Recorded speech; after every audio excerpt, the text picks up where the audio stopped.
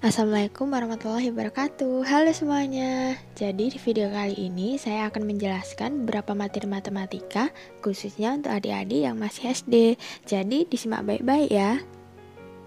Nah, jadi materi yang akan kita bahas di video kali ini ada 3. Yang pertama yaitu operasi hitung bilangan bulat, lalu yang kedua ada pecahan, dan yang ketiga adalah pengolahan data. Jadi kita langsung masuk ke materi yang pertama aja ya, yaitu operasi hitung bilangan bulat.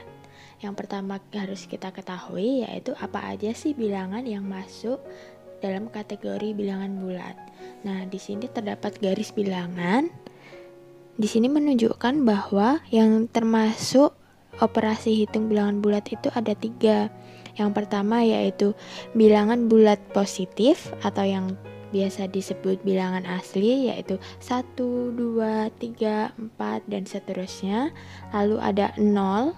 Lalu yang ketiga yaitu ada bilangan bulat negatif atau lawan dari bilangan asli, yaitu negatif 1, negatif 2, negatif 3, negatif 4 dan seterusnya. Nah, lalu operasi hitung yang akan kita pelajari nanti yaitu ada pengurangan, penjumlahan, perkalian, dan pembagian. Ya, jadi operasi hitung yang akan kita bahas pertama yaitu penjumlahan dan pengurangan. Nah, yang perlu kita perhatikan di sini yaitu tanda dari kedua bilangan. Jika kedua bilangan bertanda sama, maka tanda hasil penjumlahan akan sama dengan tanda dari kedua bilangan, serta hasilnya akan sama dengan penjumlahan kedua bilangan itu sendiri. Kita perhatikan contohnya, yang nomor 1 yaitu 93 ditambah 24. Nah, kedua bilangan ini bertanda sama yaitu positif, maka hasilnya akan bertanda positif juga, dan hasilnya akan sama dengan penjumlahan kedua bilangan tersebut. Jadi tinggal 93 ditambah 24 yaitu 117. Nah, untuk contoh yang kedua yaitu minus 36 ditambah minus 13. Kedua bilangan bertanda sama yaitu negatif, maka hasilnya akan bertanda negatif. Lalu tinggal kita jumlahkan saja, maka hasilnya akan sama dengan negatif 49. Lalu jika kedua bilangan memiliki tanda yang berbeda, maka tanda hasil penjumlahannya akan sama dengan tanda bilangan yang terbesar, serta hasilnya akan sama dengan selisih dari kedua bilangan tersebut. Kita perhatikan contoh di sini, yang nomor 1 yaitu 37 ditambah negatif 14. Kedua bilangan ini memiliki tanda yang berbeda, yaitu 37 ini positif dan 14 sendiri negatif. Maka tandanya akan mengikuti tanda bilangan yang terbesar, karena 37 dan 14 besar 37, maka tandanya akan menjadi positif. Serta hasilnya sama dengan selisih dari 37 dan 14 yaitu 23. Nah, untuk contoh nomor 2 sendiri, negatif 65 ditambah 25. Maka hasilnya akan bertanda negatif karena 65 lebih besar daripada 25. Serta selisihnya dari 65 dan 25 itu 40, maka hasilnya negatif 40. Lanjut pada operasi hitung yang selanjutnya yaitu perkalian dan pembagian. Nah, di sini ada beberapa aturan yang harus kita hafalkan. Yang pertama yaitu positif dikali positif, hasilnya akan positif. Positif dikali negatif, hasilnya akan negatif. Negatif dikali positif, hasilnya akan negatif. Dan negatif dikali negatif, hasilnya akan positif. Nah, begitu juga dengan yang pembagian. Sama, positif dibagi positif sama dengan positif. Positif dibagi negatif sama dengan negatif. Negatif dibagi positif sama dengan negatif. Dan yang terakhir, negatif dibagi negatif sama dengan positif. Nah, di sini sebenarnya kita hanya perlu menghafal salah satu saja, pembagian atau perkaliannya saja, karena sama hasilnya. Nah, di sini ada beberapa contoh yang dapat teman-teman perhatikan. Yang nomor 1 yaitu 6 dikali 7. Karena positif dikali positif, maka hasilnya akan positif, yaitu positif 42. Lalu yang nomor 2, 13 dikali negatif 3. Karena positif dikali negatif, maka hasilnya akan negatif, yaitu negatif 39. Dan juga ada beberapa contoh yang dapat teman-teman cermati sendiri. Nah, operasi hitung yang terakhir yaitu campuran. Maksudnya yaitu campuran dari penjumlahan, pengurangan, perkalian, dan pembagian. Nah, di sini ada beberapa urutan pengerjaan yang harus teman-teman selalu ingat. Yang pertama yaitu kerjakan yang di dalam tanda kurung terlebih dahulu. Lalu yang kedua, jika terdapat penjumlahan dan pengurangan, kerjakan urut dari depan atau dari kiri. Yang ketiga, jika terdapat perkalian dan pembagian, kerjakan urut dari depan juga atau dari kiri. Nah, yang terakhir, kerjakan perkalian dan pembagian terlebih dahulu sebelum penjumlahan dan pengurangan. Nah, jadi intinya urutannya tanda kurung, perkalian dan pembagian, baru penjumlahan dan pengurangan. Seperti itu. Kita lihat contohnya di sini. Yang pertama yaitu 7 dikali 2 ditambah negatif 4. Nah, karena ada tanda perkalian dan penjumlahan, maka yang dikerjakan perkalian terlebih dahulu, yaitu 7 dikali 2, hasilnya sama dengan 14, baru ditambah dengan negatif 4, maka 14 ditambah negatif 4, hasilnya sama dengan 10. Lalu untuk contoh yang kedua, 15 dibagi dalam kurung 3 ditambah 2. Karena ada tanda kurung, maka kita kerjakan yang di dalam tanda kurung terlebih dahulu, yaitu 3 ditambah 2 sama dengan 5. Maka 15 dibagi 5, hasilnya sama dengan 3.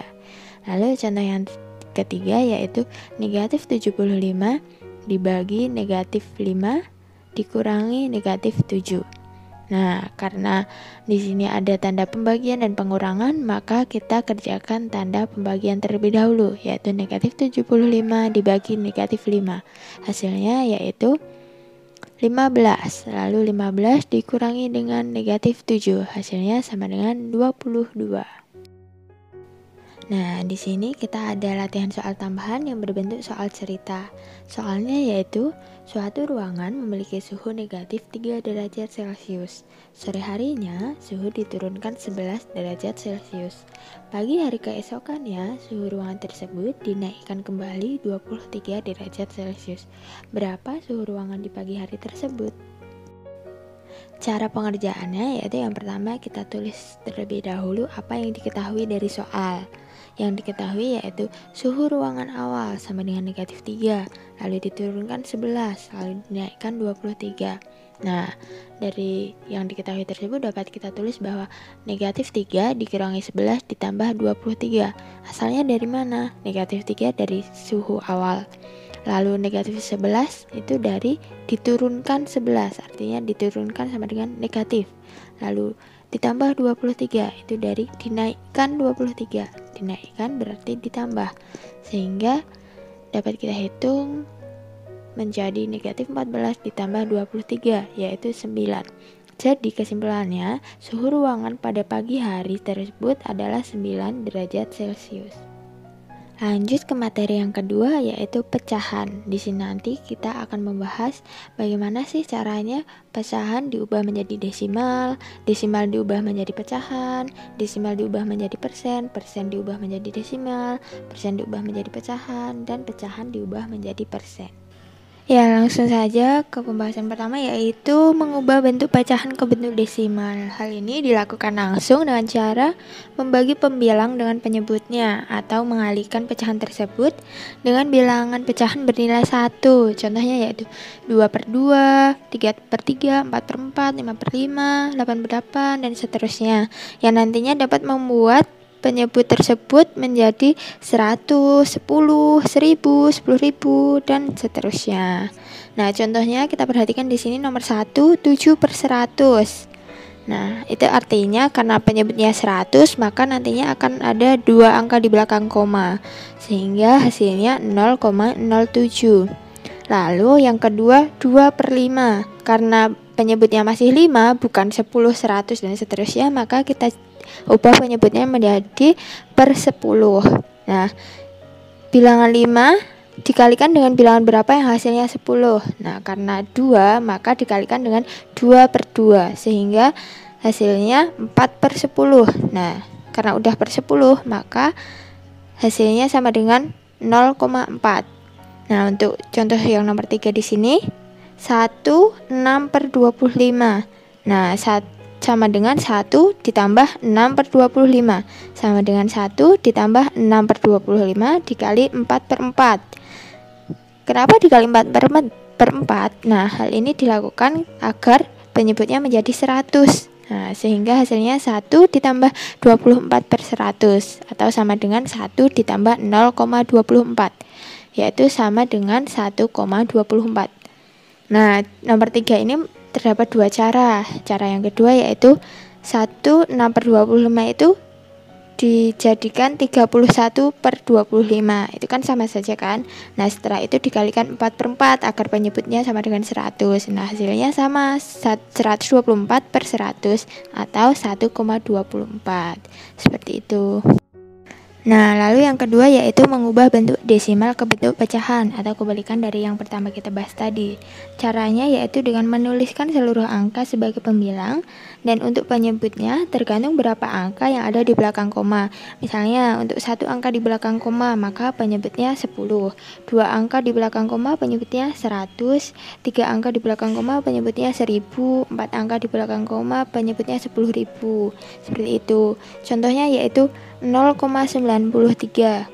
Itu artinya di belakang koma ada 2 angka kan, maka penyebutnya 100, berarti 93/100. Lalu nomor 2, 2,4.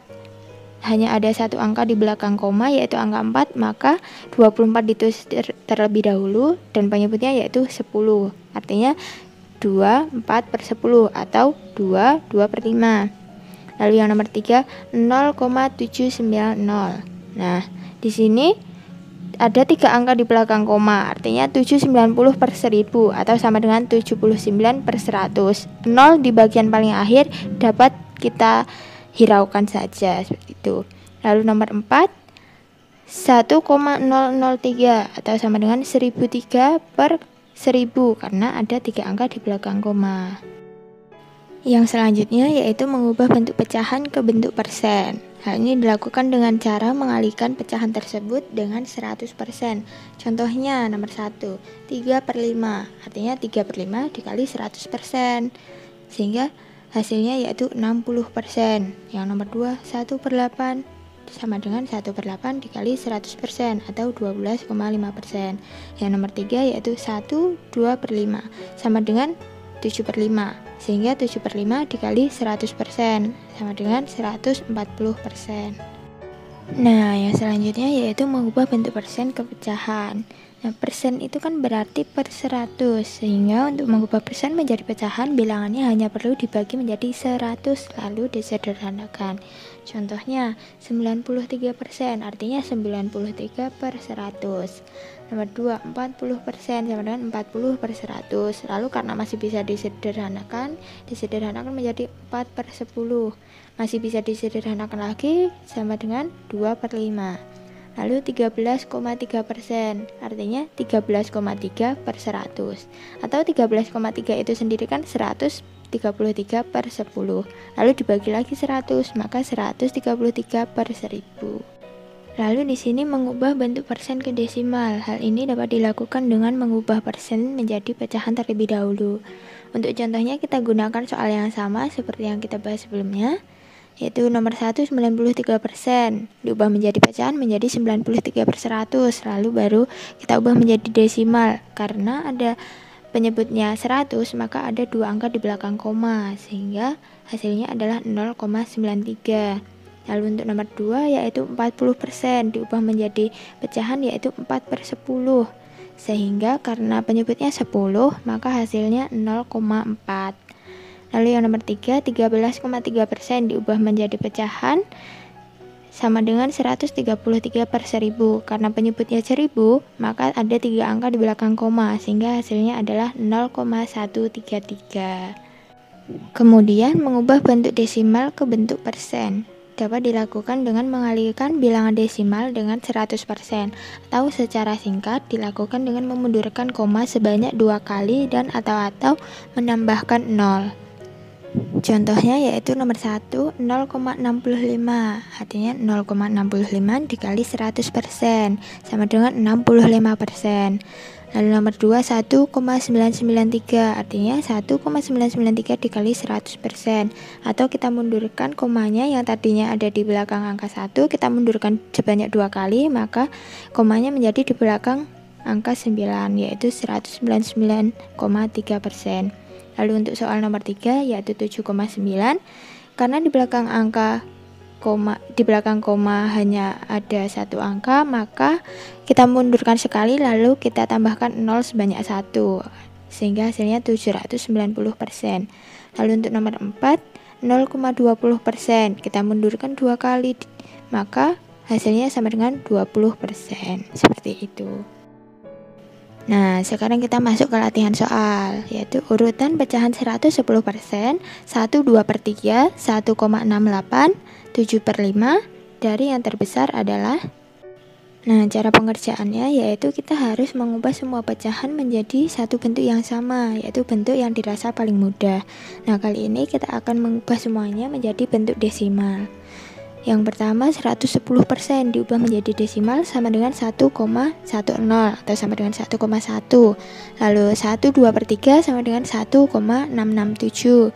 Lalu 1,68 itu tetap. Lalu yang terakhir 7/5 atau sama dengan 1,4.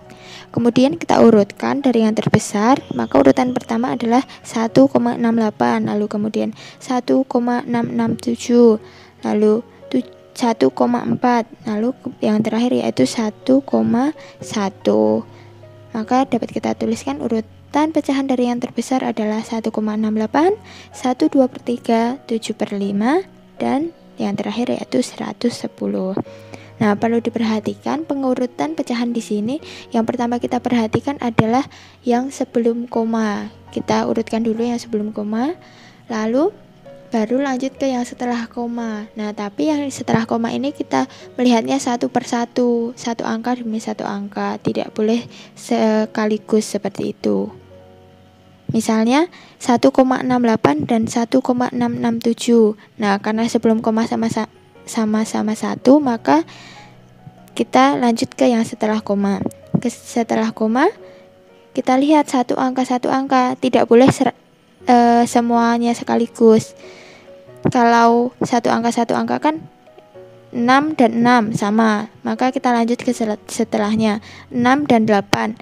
Lebih besar 8, maka 1,68 lebih besar daripada 1,667. Seperti itu. Jadi tidak boleh dilihat sekaligus yang di belakang koma 667 dan 68, maka lebih besar 667. Nah, hal yang seperti itu salah. Maka jika melihat yang belakang koma, kita harus mengurutkannya satu angka demi satu angka. Seperti itu ya.